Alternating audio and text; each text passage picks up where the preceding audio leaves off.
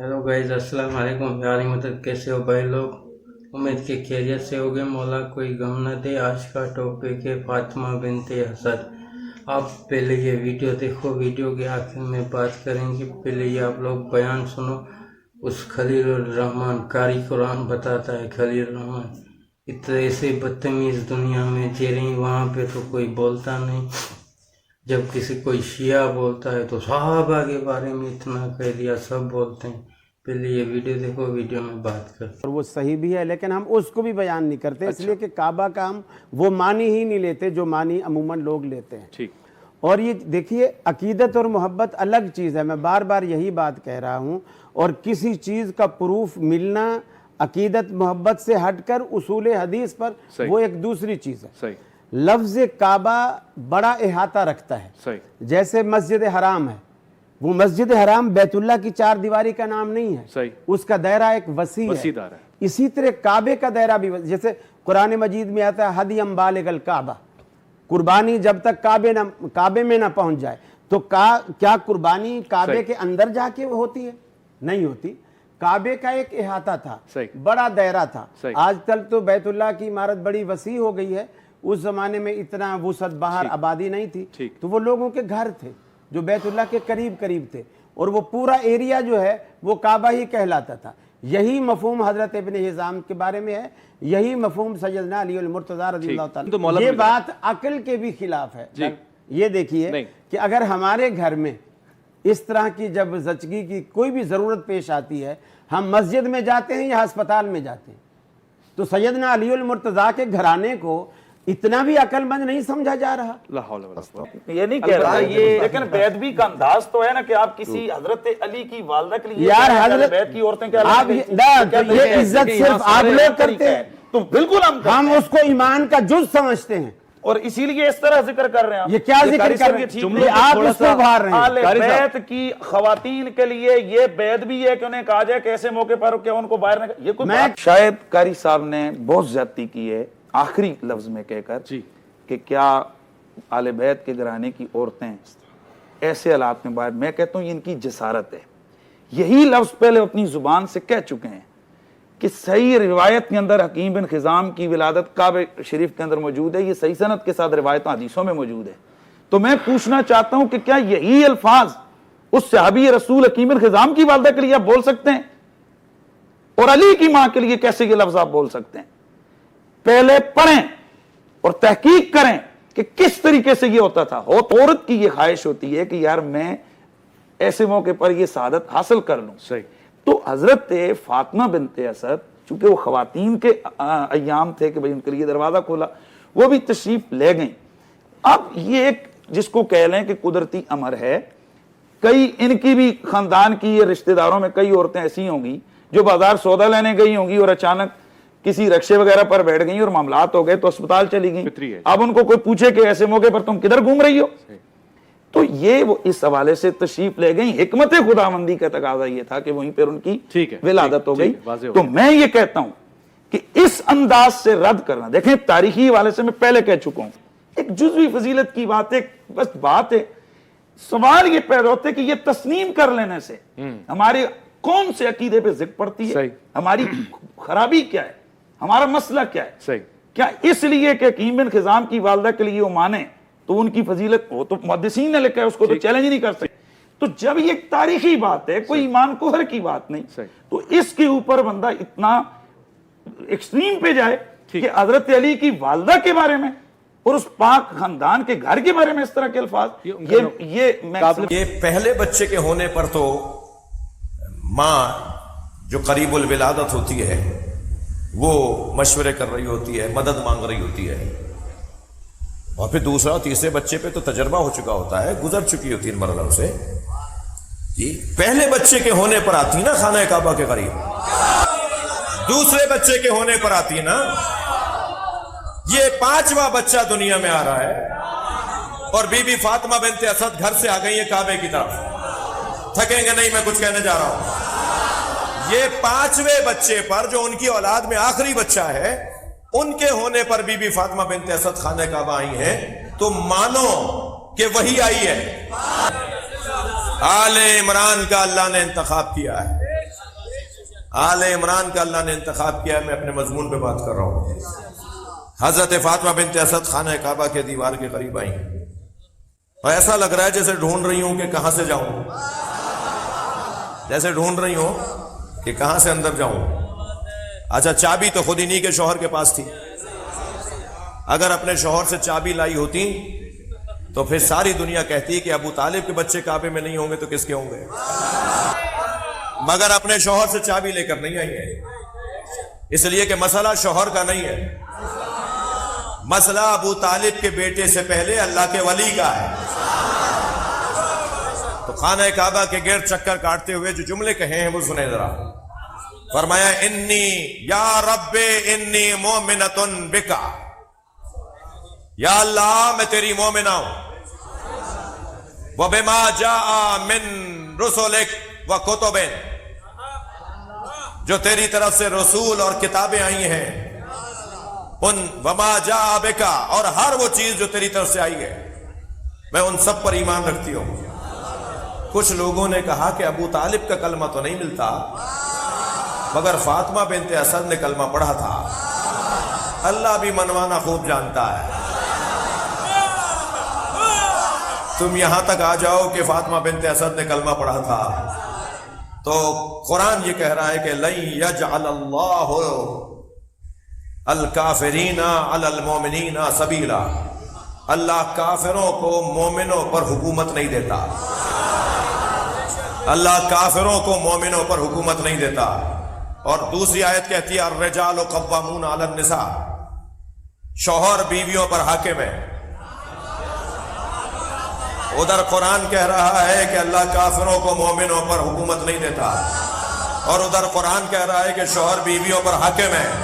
تو ابو طالب کا کلمہ تو فاطمہ بنت اسد نے سنا دیا. سمجھ ہے؟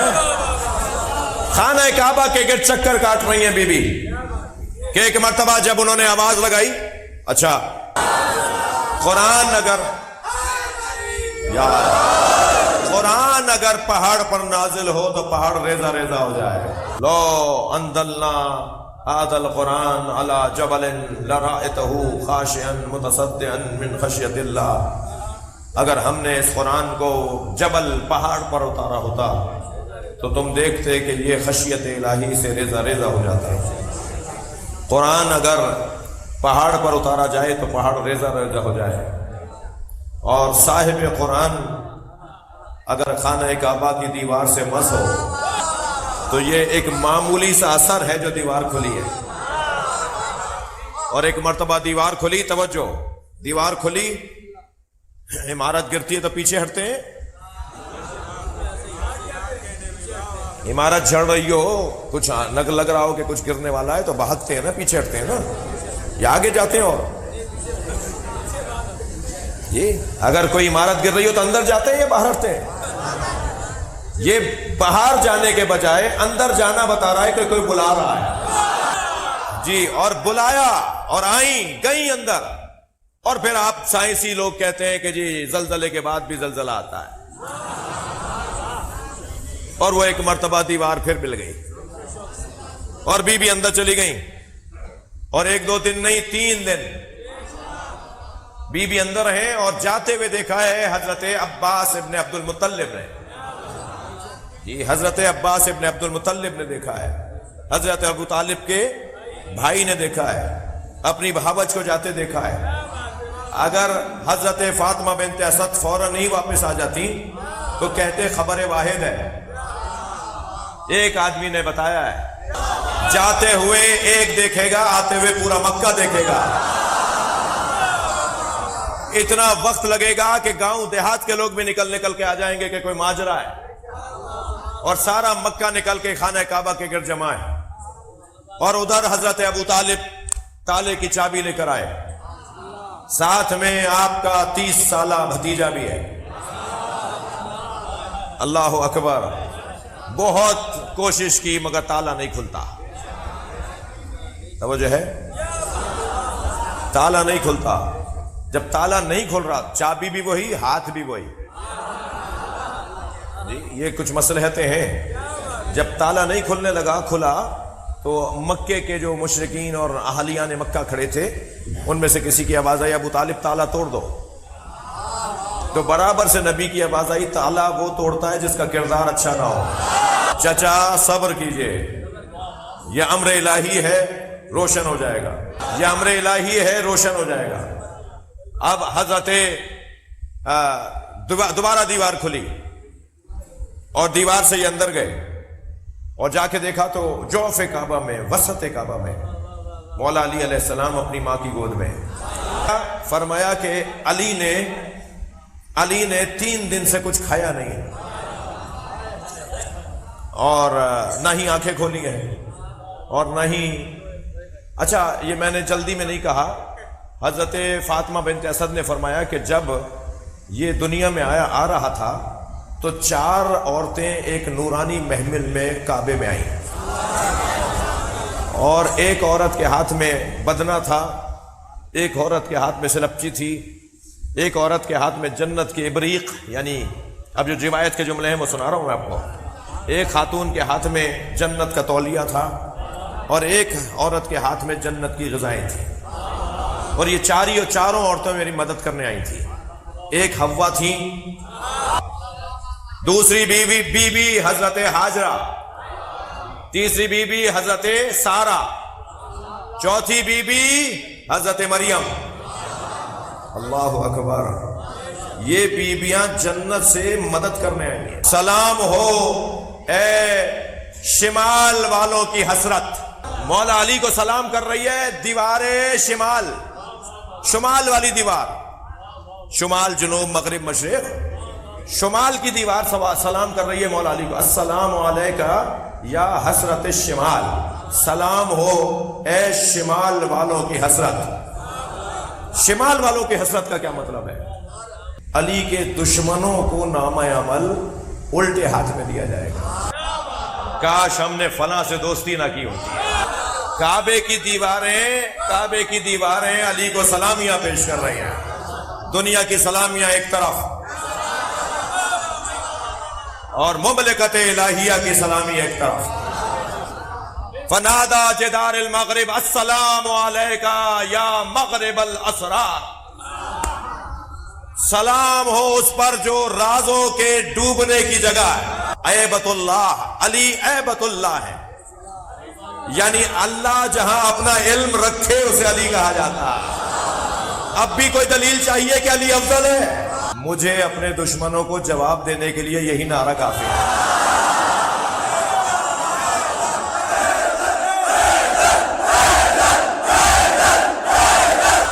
تین لوگوں کو علی علی نہیں پکارنا چاہیے، 3 لوگوں کو یا علی مدد نہیں کہنا چاہیے، ایک بزدل کو۔ بزدل کا کیا کام علی سے؟ ڈرپوک اور علی والا، دل چھوٹا اور علی والا، دشمن سے ڈر جائے اور علی والا۔ فنادا باب اللہ، باب البیت، پھر خانہ کعبہ کے دروازے کی آواز آئی، السلام علیکہ یا باب اللہ المفتوح، اے اللہ کے کھلے دروازے، جی اے اللہ کے کھلے دروازے، جو دروازہ سب کے لیے کھلا رہے اسے علی کہتے ہیں۔ ہاں تو گائز آپ لوگوں نے ویڈیو دیکھا، ویڈیو کیسے لگا؟ اس خلیل الرحمن کی بدتمیزی دیکھی، اسے تو اہل سنت کے علامہ نے جواب دیا، ایسے علامہ کو ہمارا سلام، ایسے گدھوں پہ ہماری لعنت۔ اس بی بی فاطمہ بنت اسد کے بارے میں بولتا ہے کہ وہ کعبے کی طرف کیوں آئی، ڈاکٹر کے پاس جانا تھا۔ تو 2 ٹکے کا ملا ہو کے یہ اتنی فتویٰ دیتا ہے، وہ مولا کی مدح ہے، اس لیے اس خلیل الرحمن کو تکلیف ہے، کیونکہ یہ تو بنو امیہ کے ٹکڑوں پہ پلتا ہے، یہاں سے تو انہیں پیسے ملتے ہیں، تو اسے آل بیت سے کیا غرض ہے؟ تو انہیں یہ تو چھوڑو، یہ آل رسول کے وفادار نہیں، یہ گستاخ رسول ہیں۔ یہ اس رسول کی ماں کے بارے میں بولتا ہے جس کے قبر میں خود رسول اللہ اتر کے بولتے ہیں خبردار یہ میری ماں ہے، یہ میری ماں ہے۔ اس رسول کی ماں کے بارے میں، مولا علی کی ماں کے بارے میں یہ कारीगरामान बात कर सकता है। मुझे तो अफसोस है ऐसे मुल्लाओं और ऐसी सोच पे, घटिया सोच रखने वाले। तो भाई हम मिलेंगे ऐसे ही अगले वीडियो में। जाने से पहले एक छोटी सी रिक्वेस्ट है कि मेरे चैनल को सब्सक्राइब और बेल आइकन करना मत भूलना कि ऐसे वीडियो आप लोगों को मिलते रहें। तो आपकी बड़ी मेहरबानी होगी, सपोर्ट कर दो प्लीज़। तब तक दुआ में याद। अल्लाह हाफ़िज़।